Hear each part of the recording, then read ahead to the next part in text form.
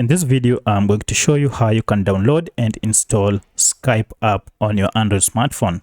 So if you want to have a video meeting, one of the best app you can use is Skype. So to download Skype, just go and look for Play Store and then tap on it.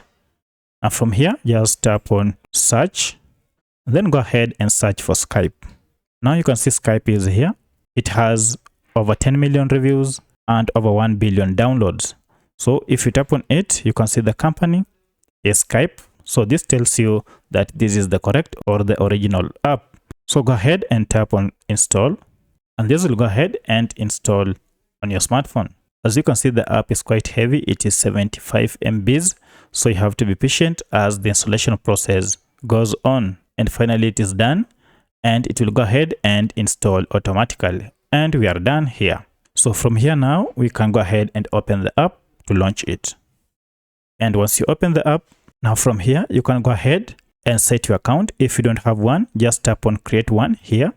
And from here, you'll be able to create an account using your Google account or your Microsoft account. So you can begin the creation of your Microsoft account. Alternatively, you can use your email instead. And here you'll have an option to go ahead and log in with Google account or any other email.